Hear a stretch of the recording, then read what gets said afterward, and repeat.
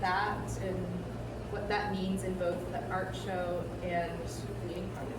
Yes.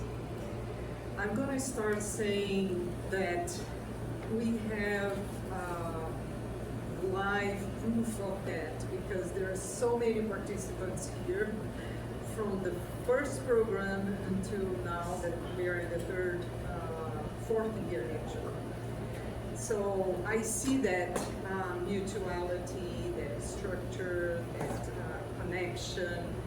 It's alive and it's here, and I feel the energy and the power that comes from that. And I think the art is just a reflection of that. So for me, my process is it comes from the materials, but then the materials organically they are built with interactions, with conversations. For example, the title of this networks came from a conversation with Ellen. She saw those nets. Oh, they are so beautiful.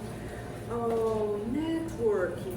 Let's work with nets, and then we came up with this. So it was a process.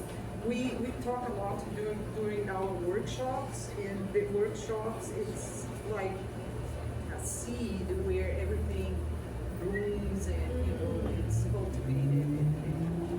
And this has hands of everyone, past, and present, because this started 1.5 years ago.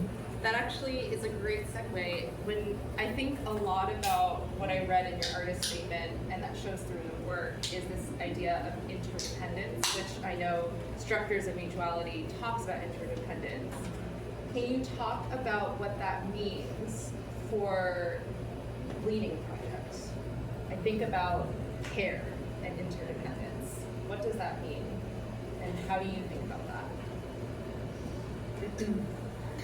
One of goals of our workshops is not only to focus on the work we need to do, but to be present. We have like a meditation, we have a rhythm for our workshops. We want to build a connection, and it happens.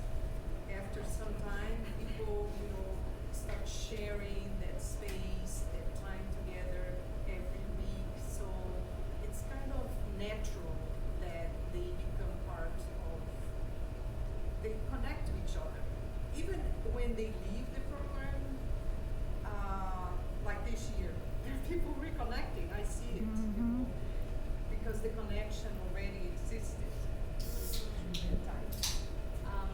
I love that, and I think even beyond the community itself, it seems like you've created a community and movement from people from all over the country, and I think maybe we can talk about this piece, but that people are noticing materials, and they're saying, could you do something with this? This could be really beautiful, and they're sending it to you, and it feels like this movement of noticing. Can you talk about maybe starting with this piece, Community Garden, how that came about, and it really feels like a true community effort. I know it's called Community Garden, so that makes sense. That's why I called it Community Garden, because it was a long process, over a year and a half. Somebody gave me a bunch of this red yarn, which was like an abandoned project.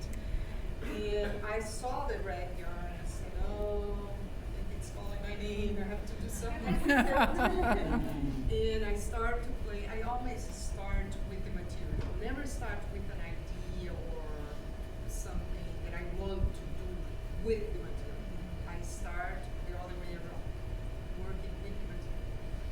And then I started to experiment. Actually, that piece was my first experiment. I was thinking, oh, I can do this. And then as we moved on, I came with, as we talk, as we work together. There is like squares here made from different people.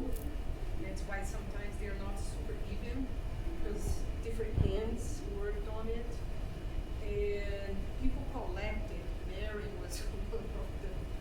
Mary here, volunteer.